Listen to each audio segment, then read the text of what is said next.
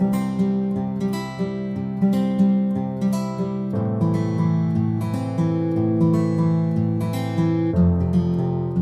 conociéramos la historia completa de la vida de nuestro Señor Jesús, porque a la fecha sí la conocemos, pues los evangelios nos relatan ampliamente toda la vida de Jesús.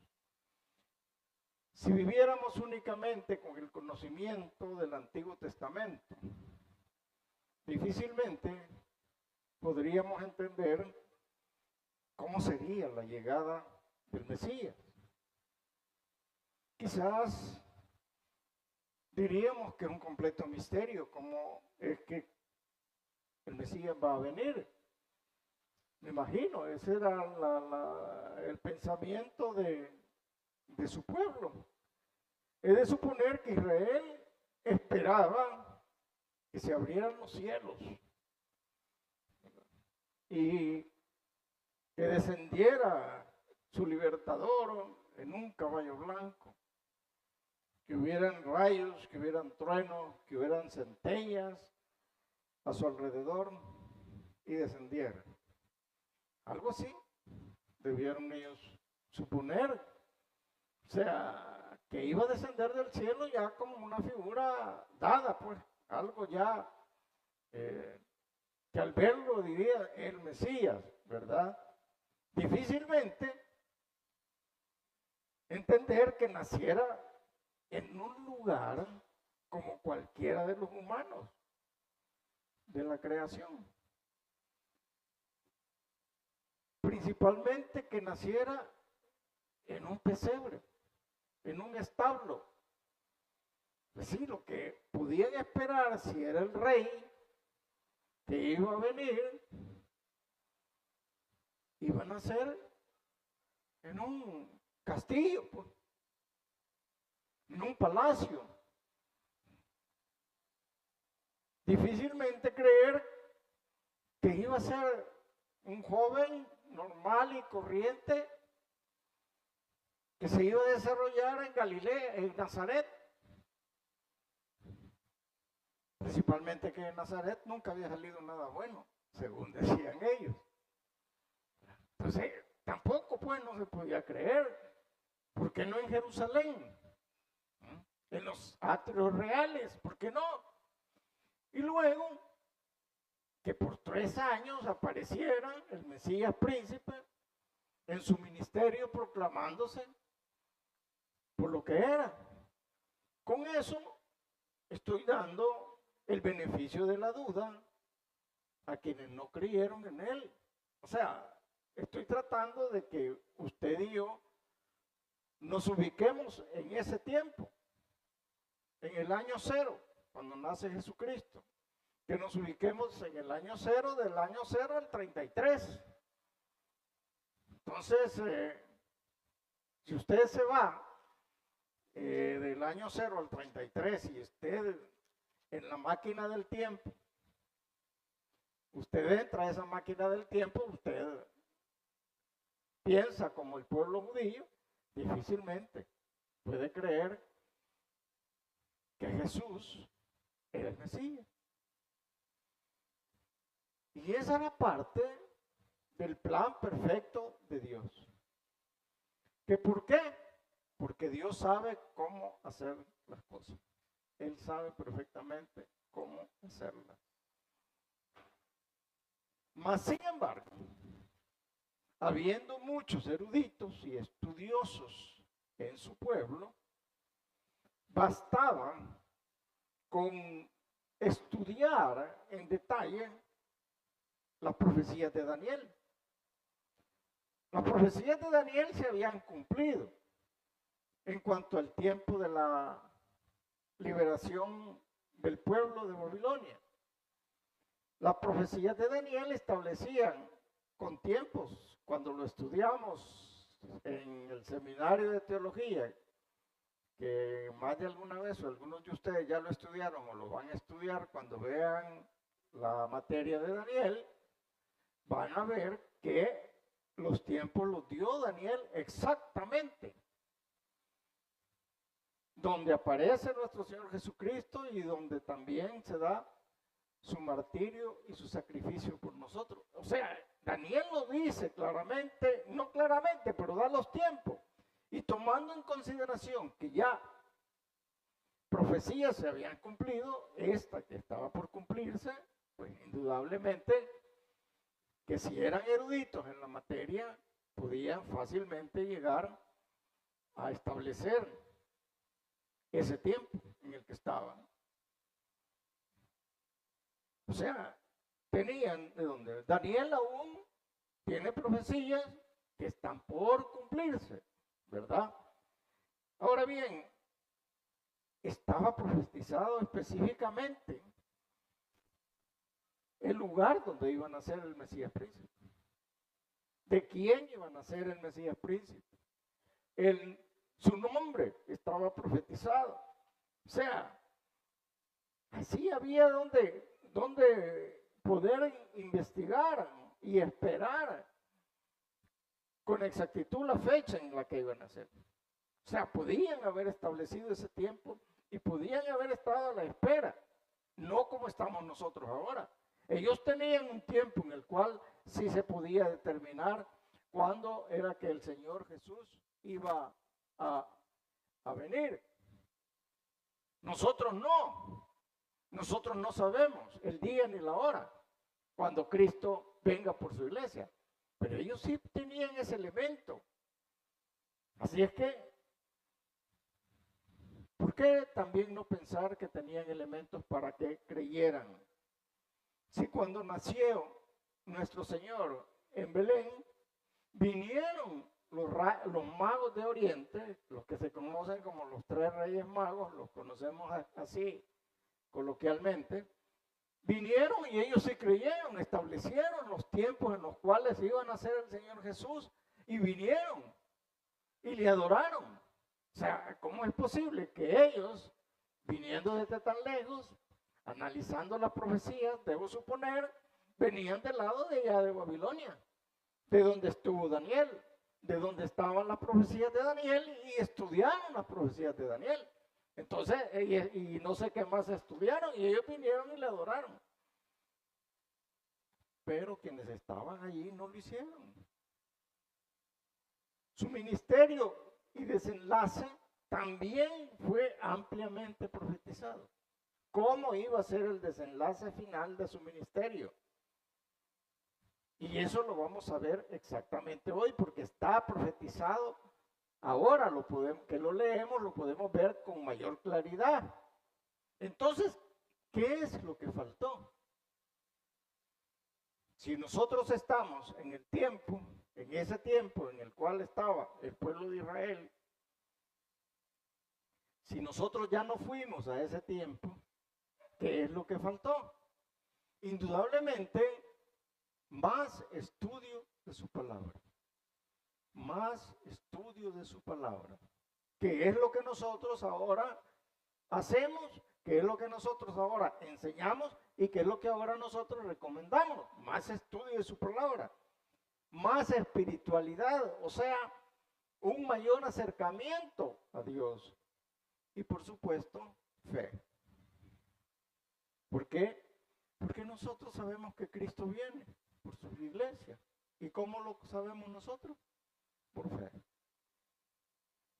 Pero ¿qué podía esperarse en ese momento, en ese tiempo? ¿Qué se podía esperar? Si los reyes, la dinastía de los Herodes eran paganos, si los sacerdotes eran legalistas, eran ritualistas, y su pueblo, en su mayoría, digo en su mayoría, eran paganos e idólatras, haciendo su voluntad y siendo sabios en su propia opinión. Digo en su mayoría porque siempre hay un remanente fiel, porque ustedes recuerdan que cuando fueron a presentar a nuestro Señor Jesús al templo, hubo 2 personas que estaban esperando a ese Mesías. Y uno de ellos, un anciano, que no recuerdo su nombre, dijo, ahora puedo morir tranquilo. O sea, siempre ha habido un remanente fiel que está allí. Ahora, visto esto, de gobernantes paganos, sacerdotes legalistas, ritualistas, población pagana, idólatra y sabia en su propia opinión. Esos conceptos, traigámoslos ahora al día de hoy. Esos conceptos. ¿No será que es la misma situación? ¿No será que es lo mismo que vivimos en la actualidad en este mundo? Yo creo que sí, que es lo mismo que nos encontramos hoy. Ante gobernantes que no son temerosos de Dios. Ante dirigentes, entre comillas, espirituales, desviados totalmente del camino. Y ante una población totalmente pagana, idólatra. Si no, cuando salgamos de aquí y vamos al mundo, si no, cuando salgamos de aquí mañana y vamos a nuestros trabajos, ¿no es eso lo que nos encontramos? Claro que es eso lo que nos encontramos. Y ahí encontramos que los pueblos les falta mucha fe en Dios. Los pueblos de hoy.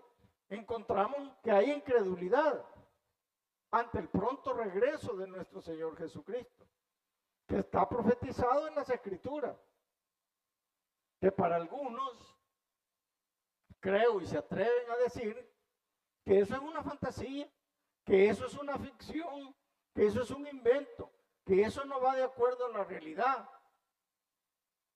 Pero nosotros podemos decirle que se cumplirá fielmente tal como sucedió en la primera venida. Eso se va a cumplir. Pero muchos creen más a las ficciones que ven. Muchos creen más en Viaje a las Estrellas, ¿o no? Cuando ven la serie de Viaje a las Estrellas o las películas de Star Wars. ¿No es cierto? A eso le dan más validez que a creer que Cristo viene pronto por su iglesia y que su iglesia va a desaparecer en un abrir y cerrar de ojos. Eso no lo creen. ¿Por qué? Porque ¿qué es lo que se necesita? Igual que lo que se necesitaba en aquel momento que no supieron reconocer cuando Cristo vino la primera vez. Un conocimiento de la palabra, un mayor acercamiento a Dios, una mayor espiritualidad y por supuesto fe. Sin esos elementos, nosotros estamos fuera de lugar. No estamos donde deberíamos estar. Para dejar claro todo lo anterior y creer en lo que está por venir, en lo que está por cumplirse, este capítulo que vamos a estudiar hoy nos da la respuesta de algo que se cumplió con exactitud y que debería dejar fuera escepticismos, indiferencia, la falta de importancia al estudio de su palabra y la falta de fe. Si este detalle de la profecía de Isaías ya se cumplió, ¿quién garantiza que lo que está por venir, que lo que está por cumplirse, no va a suceder? Dígame usted. Por eso el título de este estudio, sin razones para dudar de la palabra de Dios. Vayan conmigo al capítulo 53 y lo vamos a leer todo, porque hoy no voy a ser iluso. ¿Qué es ser iluso? Creer que ustedes lo van a leer todo el capítulo al salir. Y no solo lo van a leer, lo van a volver a releer. Y lo van a volver a leer hasta estar claros en lo que están leyendo. Amén. ¿Verdad que sí? Bueno, ¿verdad que soy iluso? Pues para que no quede duda lo vamos a leer. Y leámoslo de manera antifonal. Yo leo el primero y ustedes leen el segundo, pero lo van a hacer de manera ordenada. Si no, vamos a volver a empezar hasta que todos vayan en orden. No es carrera, hay que irlo leyendo pausadamente. por un lado. Y por otro lado, intentar asimilar si lo que allí está escrito está claro o no está claro. Pero para mí está más claro que el agua. En el nombre del Padre, del Hijo y del Espíritu Santo, su palabra dice: ¿quién ha creído a nuestro anuncio? ¿Y sobre quién se ha manifestado el brazo de Jehová?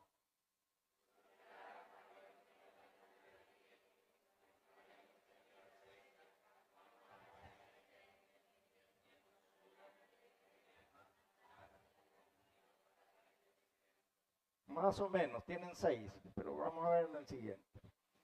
Despreciado y desechado entre los hombres, varón de dolores, experimentado en quebranto, y como que escondimos de él el rostro, fue menospreciado y no lo estimamos.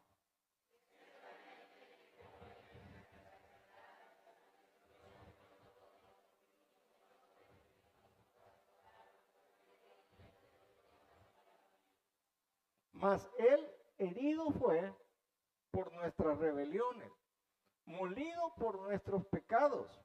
El castigo de nuestra paz fue sobre él, y por su llaga fuimos nosotros curados.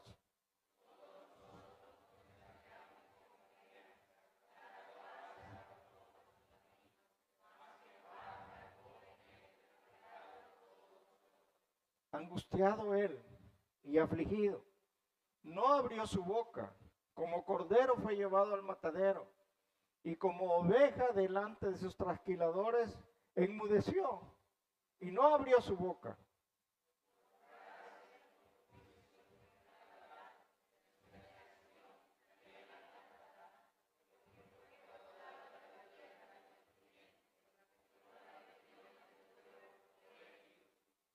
Y se dispuso con los impíos su sepultura, mas con los ricos fue en su muerte, aunque nunca hizo maldad ni hubo engaño en su boca.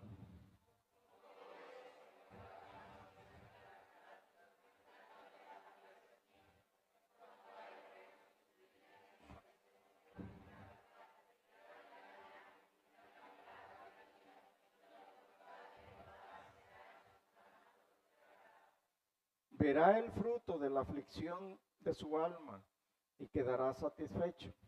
Por su conocimiento justificará mi siervo justo a muchos y llevará las iniquidades de ellos.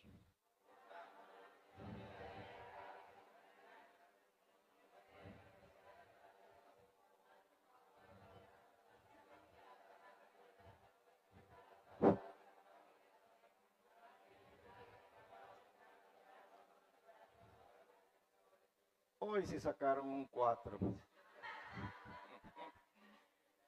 Vamos, 12. Vayan conmigo. Por tanto, yo le daré parte con los grandes, y con los fuertes repartirá despojos, por cuanto derramó su vida hasta muerte, y fue contado con los pecadores, habiendo él llevado el pecado de muchos, y orado por los transgresores. Padre, ¿qué puedo decirte esta tarde y todos los que hemos leído? Tal como estaba profetizado por Isaías, así fueron los hechos, bien detallados, los dejaste con muchísimos años de anticipación. Con solo haber leído este pasaje, creo que tu pueblo hubiese actuado de una manera diferente. Pero tu plan era perfecto para que se cumpliera la misión del unigénito, para que nosotros tuviéramos participación, para que fuéramos nosotros justificados y que fuéramos adoptados y llegar a ser parte de tu pueblo, Señor. Gracias por esta escritura, Señor. Gracias. En el nombre de Cristo Jesús. Amén. En Cristo vemos el misterio de la humillación, hermanos. hubo una humildad enorme de parte de nuestro Señor Jesucristo. Nosotros vemos que en ese ministerio de humillación, donde lo que prevaleció fue la humildad en su máxima expresión, en su máxima expresión. En primer lugar, dejó su gloria para venir a este mundo. Imagínense. Nos dice Filipenses 2:6, el cual siendo en forma de Dios, no estimó el ser igual a Dios como cosa a que aferrarse. Es decir, no me despego del cielo, seguiré siendo lo que soy. No, se despojó de todo eso. Él dejó su gloria para venir a manifestarse a este mundo. El Verbo se hizo carne, dice la Escritura en Juan capítulo 1. Siendo rey, se hizo siervo. Dice el versículo 7 de Filipenses 2:7, dice, sino que se despojó de sí mismo, tomando forma de siervo, hecho semejante a los hombres. ¿Qué quiere decir eso? Que vino a servirnos, que vino a enseñarnos que el mayor en el cielo es el que mayor sirve. Y no hay otro que haya servido más que nuestro Señor Jesucristo. Y nos deja el ejemplo para que nosotros lo sigamos. Siendo rico, dice la Escritura, en 2 de Corintios, capítulo 8, versículo 9, nos dice que siendo rico se hizo pobre, porque ya conocéis, dice, la gracia de nuestro Señor Jesucristo, que por amor a vosotros se hizo pobre, siendo rico, para que vosotros con su pobreza fuésemos enriquecidos. Es algo muy difícil de entender, pero que es una realidad, que Él lo hizo. Difícil de entender porque algunos que tenemos algunas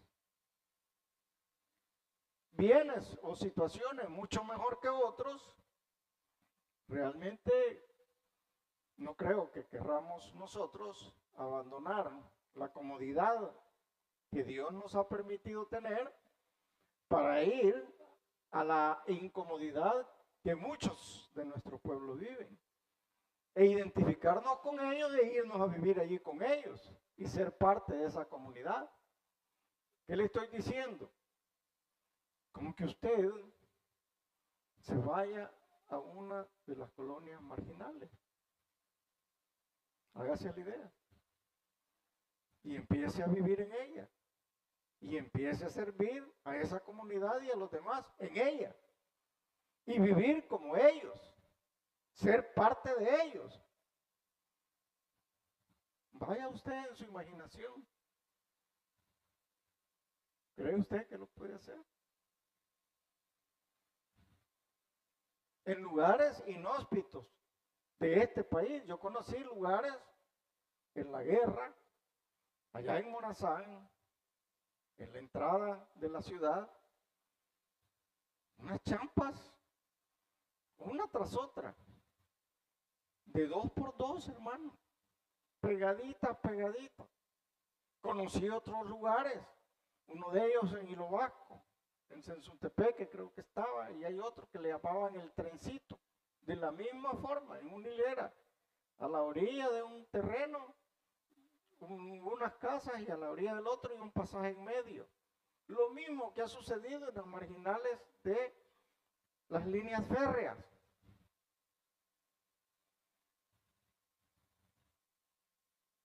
¿Qué es lo primero que va a preguntar? ¿Alguna de ustedes o de ustedes? Porque los varones tienen. Mire, ¿y dónde está el baño? ¿Ah? ¿No es cierto? ¿Y aquí cómo se bañan? Pues? ¿Y dónde está la sala? ¿Y dónde está el comedor? Si la casa es sala, comedor, cocina y todo lo que a usted le ocurra. Al Señor no le importó eso. Al Señor no le importó desde su nacimiento. Porque desde su nacimiento, él fue a un corral y lo pusieron en un pesebre, en un lugar donde se le da de alimentar a los animales. Allí quedó la criaturita, ahí la pusieron porque quedaba cabal. Ahí la dejaron. Es un misterio de humildad. Experimentó el dolor. Y dolor a lo sumo. Dice, el versículo 2, dice, no hay parecer en él, ni hermosura. Le veremos más inatractivo para que le deseemos. Su rostro fue totalmente desfigurado, de tanto que lo golpearon. Su cuerpo fue maltratado y fue herido, lo dice el versículo 5. Por eso yo digo, si más claridad no puede haber, mas él herido fue por nuestras rebeliones, molido por nuestros pecados, y el castigo de nuestra paz fue siempre sobre él, y por su llaga fuimos nosotros curados. Dígame usted, si usted estaría dispuesto a soportar todo eso. No, si con medio que lo toquen a uno, ya está llorando. Ya está gritando. En tercer lugar, sufrió lo peor del comportamiento humano, porque fue menospreciado. Despreciado, dice el 3, y desechado entre los hombres. Varón de dolores, experimentó quebranto. Escondimos nuestro rostro. Fue menospreciado y no le estimamos. Exactamente, esto sucedió en esos, cuando fue su martirio. Eso sucedió. Y a veces nosotros hacemos lo mismo, porque menospreciamos la palabra, menospreciamos la existencia de Cristo, menospreciamos lo mejor por contaminarnos fuera de este lugar. Sus amigos le abandonaron. Cuando él estaba angustiado, se llevó a sus mejores amigos, se los llevó a Getsemaní, y esa noche les pidió que le acompañaran, porque él estaba angustiado. Realmente sabía que iba a sufrir todo eso a partir del momento que fuera capturado. Él lo sabía. ¿Y sus amigos qué hicieron? Se durmieron. No podéis estar conmigo por lo menos una hora. Se durmieron. Y a eso estaba apelando en el estudio anterior. Que nosotros como iglesia muchas veces también estamos dormidos. Estamos dormidos porque no estamos haciendo lo que el Señor nos pide que hagamos. Estamos dormidos porque no estamos llevando el evangelio a otros. Solo estamos recibiendo, pero no estamos trasladando. No estamos haciendo el esfuerzo que deberíamos hacer. Y eso equivale a abandonarle, a no hacer lo que Él nos pide que hagamos. Principalmente cuando el tiempo se acerca. Cuando ese tiempo está por venir. Fue humillado, dice, en el versículo 9. Y se dispuso con los impíos su sepultura. Mas con los ricos fue en su muerte, aunque nunca hizo maldad ni hubo engaño en su boca. No, si va a ser, media vez lo bajaran de la cruz, lo van a ir a tirar. Pero ahí estaba José de Arimatea, que tenía un sepulcro de los ricos, porque era rico, y él le dio ese sepulcro. Allí no podían cualquiera del pueblo ir a ser sepultado. Es como que le diera uno de los lugares que hay en este país, donde no voy a decir el nombre porque le voy a hacer propaganda, pero está allá arriba, por el Boulevard Santa Elena, para allá, la embajada. Allí no cualquiera de nosotros, a menos pues que tenga la posibilidad. Pero en el caso de él eso fue lo que sucedió. ¿Y para qué? Pues, todo lo anterior. ¿Por qué lo hizo? Para darnos salvación y vida eterna. Dice, todos nosotros, versículo 6 del 53, nos descarriamos como ovejas. Cada cual se apartó por su camino. Mas Jehová cargó en él el pecado de todos nosotros. ¿No es cierto? No hay justo, dice la Escritura, ni aún uno. Por cuanto todos pecaron, dice la palabra de Dios. O sea, allí no hay quien diga, no, yo no he pecado. Aún este día hemos pecado. De cualquier forma, pero hemos pecado. Y si decimos que no hemos pecado, mentimos. Nos dice Juan. Así es que todos nosotros nos descarriamos. Mas Jehová cargó en él. Todos los pecados nuestros fueron cargados en él. ¿Para qué? Para darnos salvación y vida eterna. Pero a pesar de todo eso, las multitudes, la mayoría, sigue igual. Sigue comportándose igual. Tenemos siempre los mismos gobernantes, las mismas autoridades religiosas y la multitud que está más empecinada, más decidida a cumplir sus deseos, a estar en las cosas materiales, pero no buscar a Dios. Y sin embargo, el sacrificio de nuestro Señor Jesucristo sigue siendo válido. Hasta el día de hoy sigue siendo válido ese sacrificio. ¿Sabe? Los sufrimientos de Cristo fueron reales, hermano. No lo dude. Nuestro Señor Jesucristo experimentó el desprecio y el rechazo de su pueblo. Los de Nazaret llegaron al extremo de no escuchar su palabra, de dudar de su palabra. Los gadarenos, ¿recuerdan con los cerdos para curar al endemoniado? Le pidieron que se fuera. Le pidieron que dejara Gadara.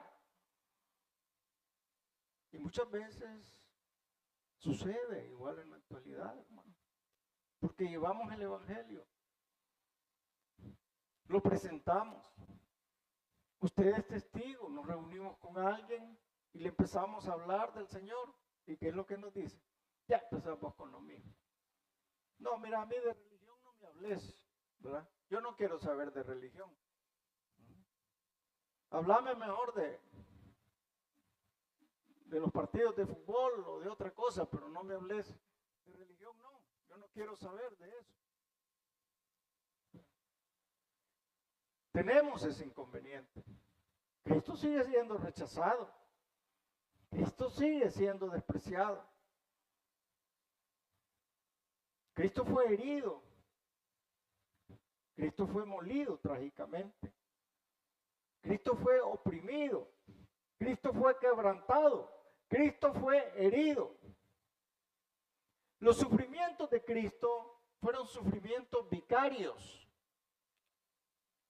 Sufrimientos vicarios. ¿A qué me refiero? Que los sufrimientos de Cristo fueron para sustituirlo a usted y a mí, para que usted y yo no pasáramos por muerte, sino Él para darnos la vida. Fueron vicarios. De ahí viene la palabra vicario. Ahora le voy a leer lo que dice vicario, lo que quiere decir vicario.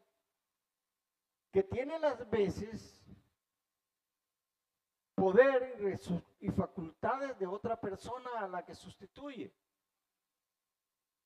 Persona que en las órdenes regulares tiene las veces y autoridad de alguno de los superiores mayores, en caso de ausencia, en caso de falta o de indisposición. Eso es vicario. La pregunta es, ¿quién puede sustituir a Cristo? ¿Quién puede ser el vicario de Cristo? Dígame usted. ¿Habrá alguien que pueda ser el vicario de Cristo? Persona que en las órdenes regulares tiene las veces y la autoridad. Si el único que tiene la autoridad es nuestro Padre Celestial. El único que tiene la autoridad es Cristo. Por eso es que cuando alguien se hace llamar que es el vicario de Cristo, eso es una locura creer que esa es una realidad. Eso no existe. ¿Quién puede sufrir todo lo que Cristo ha sufrido? ¿Creerá usted que ese que se hace llamar vicario de Cristo ha sufrido todo lo que Cristo sufrió? ¿Creerá usted que ese que se hace llamar vicario de Cristo ha sufrido todo lo que aquí el capítulo 53 de Isaías nos dice? ¿Lo creerá eso? ¿Creerá ese que vive en un palacio de oro, sentado en millones y millones de dinero? Cuando Cristo vino y nos mostró humildad, cuando Cristo vino y se identificó con los más necesitados, cuando Cristo vino y se identificó con los enfermos, se identificó con los agobiados, con los perseguidos, con los maltratados, se identificó con su pueblo. No puede ser. Fue vicario porque llevó nuestras enfermedades. Fue vicario porque sufrió nuestros dolores. Fue vicario porque por nuestras transgresiones fue que él sufrió. Y fue vicario para sanar nuestras heridas. ¿Por qué? Porque cuando nosotros venimos desesperados, cuando nosotros venimos afligidos, cuando nosotros venimos acongojados, cuando venimos emproblemados, cuando venimos llenos de enfermedades, cuando venimos llenos de problemas, cuando hemos sido golpeados, tal vez no físicamente, pero sí psicológica y emocionalmente, encontramos en Cristo alguien que nos da sanidad, alguien que cura nuestras heridas, alguien que nos recibe con los brazos abiertos, alguien que nos da esperanza, alguien que nos dice, aquí estoy yo.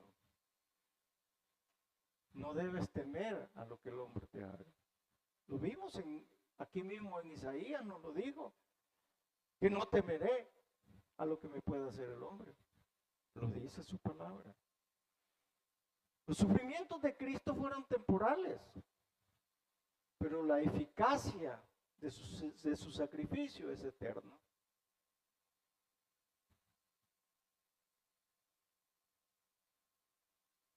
Es eterno. Su sacrificio es eterno. Por otro lado, podemos analizar su llamamiento. Profetizado desde que el hombre pecó. Dios en su soberanía vio todo lo que iba a suceder. Y en el Génesis, no crean que el Señor se alegró de ver a Adán y a Eva salir de Edén. No crean que se alegró de poner un ángel que no les permitiera volver a entrar y que no les permitiera volver a hallar la salida, la entrada. Claro que le dolió a nuestro Señor. Y se desarrolló de Adán y Eva generaciones por generaciones. Pero en el capítulo 3 del Génesis, en el versículo 15, ya el Señor estaba anunciando que habría un libertador, que habría un Mesías. Su llamamiento viene desde ahí y su intervención está en todo tiempo. Cristo ha estado en todo tiempo interviniendo en la vida del hombre. En el Antiguo Testamento nosotros encontramos la teofanía, el ángel de Jehová, ¿no es cierto? Cuando usted encuentra el ángel de Jehová protegiendo, es porque es el Señor Jesucristo que está haciéndose presente en ese momento. Está en todo tiempo. En el Nuevo Testamento, su vida, su pasión, su muerte y su resurrección, allí está. Fue preparado como un humano, para ser un humano. Y Dios le preparó con humildad y con mansedumbre. No hay otro. que hubiera soportado todo lo que soportó nuestro Señor Jesucristo.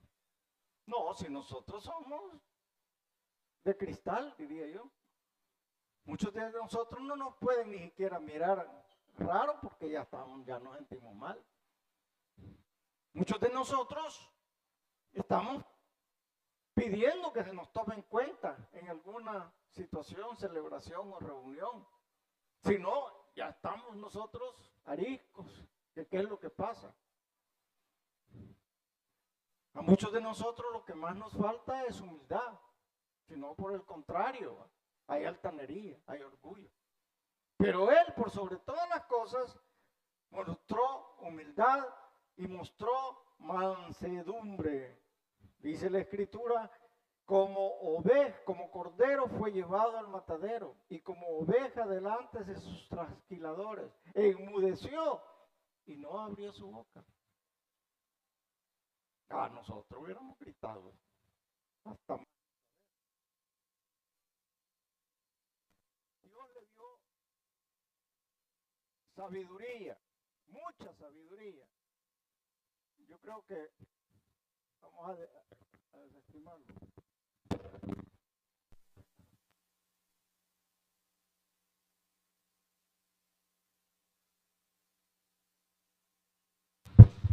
Dios le dio mucha sabiduría. ¿Se pueden ustedes imaginar escuchar a nuestro Señor Jesucristo? Escuchándolo hablar. Y esas personas horas y horas sin quererse mover.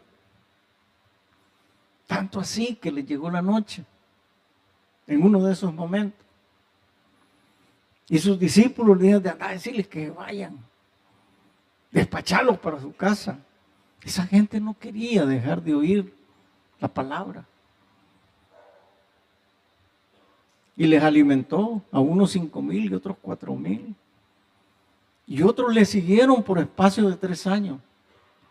Es que oír al príncipe de los pastores, de los predicadores, a Spurgeon, que así se le llama, un predicador inglés, al cual, para escucharle en Londres, bajo la nieve, habían filas y filas de personas solo para oírle predicar la palabra. Eso no es nada comparado con oír directamente a nuestro Señor Jesucristo. Por eso dice la palabra que ese día glorioso en el cual nosotros estemos ante su presencia, no vamos a querer ni siquiera movernos. Será un día maravilloso en el cual estaremos frente a Él. Y Dios le dotó de una actitud bastante espiritual para poder transmitir lo que es el Espíritu. Dios le dotó de servicio, porque su meta fue mostrarnos que era siervo, porque Él vino a servir, no a ser servido. Y eso es lo triste, que muchas veces no entendemos nosotros. Nosotros queremos ser servidos. Yo quiero que me atiendan. Yo quiero ser el rey, ¿o no? Pero cuando nos dicen de servir, como que no va. Solo nos gusta recibir en muchas ocasiones. Hubo oposición, una oposición fuerte de parte de sus enemigos. Pero ¿cuál fue su recompensa? Siempre fue dado el visto bueno de nuestro Padre Celestial. ¿Recuerdan cuando se bautizó? Al salir de las aguas, se oyó una voz que dijo: este es mi Hijo amado, en el cual yo tengo contentamiento. Cuando se reunió en el monte donde estaba Moisés y Elías, se oyó nuevamente esta voz: este es mi Hijo amado, en el cual yo tengo contentamiento. Y agregó algo más: oírle a Él. Algo así como: sigan a Cristo. Cristo es el blanco perfecto. Es a Él a quien debemos oírle, únicamente a Él. Y fue exaltado. Fue exaltado porque mientras el enemigo daba baile de alegría porque había muerto, al tercer día resucitó. Y luego de un tiempo subió a los cielos y está a la diestra de nuestro Padre. O sea, su misión, su tarea la ha terminado. Él la terminó. ¿Qué es eso? Es un ejemplo. Es un ejemplo para usted y para mí. Porque igual nosotros hemos sido llamados. Antes de que naciéramos, nosotros fuimos llamados. Él ya tenía control de cada uno de nosotros. ¿Cuál es el problema?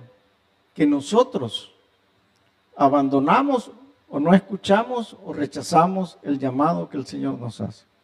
¿Por qué? Porque nos ha dado libre albedrío para poder nosotros tomar la decisión de seguirle o no seguirle, de obedecerle o no obedecerle. Que tiene sus consecuencias, indudablemente que las tiene. Pero hemos sido llamados. Hemos sido llamados para que todo el tiempo que estemos en esta tierra, le sirvamos. Veíamos anteriormente que todos hemos sido llamados y que el propósito de un hijo de Dios es adorar y servir y alabar a Dios. Ese es nuestro propósito de vida en esta tierra. El punto es que si lo estamos cumpliendo. Pero Dios en su sabiduría, cuando usted y yo recibimos a Cristo Jesús, recibimos el Espíritu Santo. Y el Espíritu Santo se encarga de prepararnos, si es que usted y yo se lo permitimos. Si usted se lo permite, el Señor nos va preparando. Nos va dando esas cualidades, esos dones que nosotros no tenemos. El don de la humildad, el don del servicio, el don de la caridad, el don de identificarnos con el que sufre. Probablemente antes de venir a los pies del Señor éramos indiferentes al sufrimiento de los otros. Pero ahora, como hijos de Dios, no tenemos por qué ser indiferentes al sufrimiento de los otros. No tenemos por qué ser indiferentes a servir a otros, a servir al prójimo. Y somos indiferentes cuando no llevamos el evangelio a los demás. Somos indiferentes cuando no estamos invitando a otros para que conozcan del Señor. Somos indiferentes a ese servicio. Debemos corregir nosotros como iglesia ese camino. Debemos hacerlo. Debemos de ser más espirituales. Debemos de estar más pendientes de su palabra.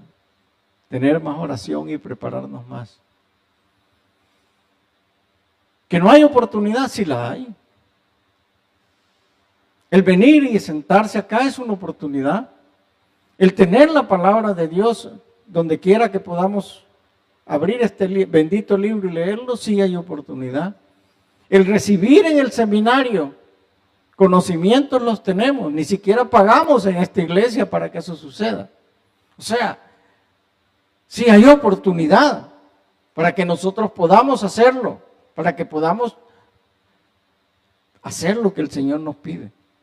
Nuestra meta debe ser siempre el servicio. Que puede haber sufrimiento, que pueden haber dificultades, pero en Cristo Jesús son superables. Cristo sufrió más de lo que nosotros podríamos llegar a sufrir. ¿O cree alguno de ustedes que lo van a crucificar y lo van a agarrar a pedradas como lo hicieron con nuestro Señor? Eso ya no se da. Si lo único que tenemos que hacer es abrir nuestra boca y trasladar el mensaje, invitar a otros. Debemos hacerlo. ¿Que vamos a encontrar oposición? Claro, vamos a encontrar oposición en aquellos que no quieren nada con el Señor Jesucristo. Sí se van a oponer, sí nos van a rechazar, pero nosotros, nuestro deber está en insistir. He conocido personas que reacias al evangelio por años y de repente uno se extraña de verlos en la iglesia. El Señor los tocó en su momento, en su oportunidad, y vienen a los pies de Cristo. Y esa persona, de ser un ogro, cambia totalmente. Cambia totalmente. Eso es una realidad. Y eso, cuando nosotros lo hacemos, hay recompensa, hermano. Hay recompensa en esta tierra y en los cielos, porque Dios nos bendice. Dios nos da siempre el visto bueno cuando nosotros estamos obedeciendo su palabra. Dios siempre nos va a respaldar. Dios siempre nos va a exaltar. Y creo que igual que el apóstol Pablo, deberíamos al final de nuestros tiempos sentirnos satisfechos si hemos cumplido con su palabra. Y tal como dijo Pablo, he terminado la carrera. Lo decía con mucha propiedad que lo había hecho. Concluyamos. Su palabra se va a cumplir en su totalidad. Eso que no le quepa la menor duda. Si esto del capítulo 53 se cumplió exactamente como está escrito en el tiempo de Jesús, es una realidad que Cristo viene y viene por su iglesia. Es una realidad que luego habrá un tiempo de gran tribulación. Y es una realidad que vamos a regresar con Cristo para gobernar por 1000 años. Eso es una realidad. Ahora bien, Cristo ya hizo su parte. Usted y yo no lo podemos negar. Cristo ya hizo su parte. Ahora nosotros tenemos que hacer la parte que nos corresponde. Hagámoslo, porque no lo estamos haciendo. ¿Y yo qué hago con mis problemas? ¿Y yo qué hago con mis dificultades? ¿Y yo qué hago con todo lo que estoy sufriendo? Cristo es la respuesta. Cuando nos dedicamos al Señor y nos dedicamos a servir, nos dedicamos a su obra, Él se manifiesta. Si se manifiesta aún sin hacerlo, no digamos cómo no se va a agradar, cómo no se va a manifestar, si nosotros estamos dedicados a su obra, por sobre todas las cosas. Si ponemos a Dios en primer lugar, sí, yo no sé cuál es el problema y la dificultad y todo lo que usted tiene. Pero vienen acá y vienen y con los problemas, Señor, pues no quieren recibir a Cristo. Vienen leprosos, pero no quieren recibir la sanidad. Y lo que su palabra dice es que le recibamos. Es lo primero que debemos hacer. Y lo segundo, servirle, alimentarnos y servirle, adorarle. Eso es lo que nosotros tenemos que hacer. Mientras estamos en esta tierra, hay bendición, no lo dude. Pero nuestra mayor bendición es la vida eterna, la salvación. Acerquémonos a Dios, hermanos. Y vamos a experimentar que en Cristo sí hay respuesta, sí hay esperanza, sí hay solución. Tengamos fe, porque sin fe es imposible agradar a Dios. Amén. Padre, te damos gracias por tu palabra, Señor. Sé tú, Señor, quien se manifieste en nuestras vidas y que nosotros podamos demostrarte que estamos convencidos de que haciendo tu voluntad, obedeciendo tus mandamientos y tus estatutos, es como podemos agradarte y recibir muchas bendiciones de tu parte.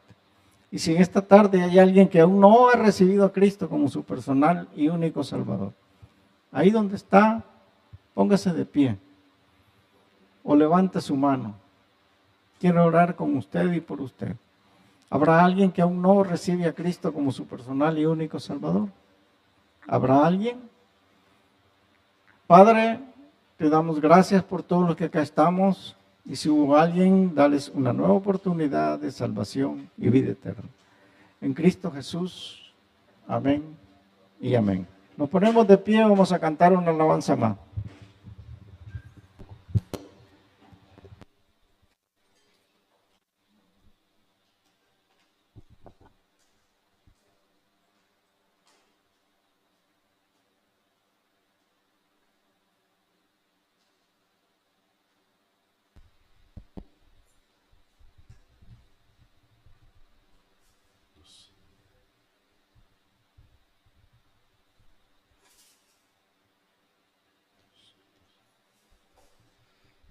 Bien, vamos a despedirnos con esta alabanza. Tenemos un problema ahí con el sonido, pero tenemos nuestra voz, amén, para cantar al Señor. Así que vamos a cantar a nuestro Señor. Vamos a terminar con esta alabanza. Parece ser un sueño. Ahora sí vino. Bien, cantamos.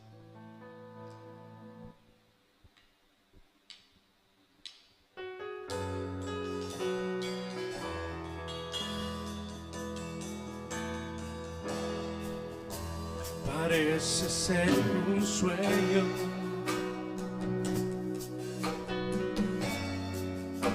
tenerte junto a mí, pues todo es tan bello estando junto a ti, estando junto a mí. Todo es hermoso si conmigo tú estás. Es mi refugio, mi dolor. En ti descansaré. Parece ser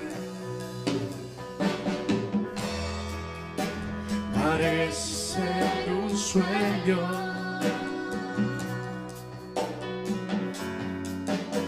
estarte junto a mí, pues todo es tan bello estando junto a ti, estando junto a mí.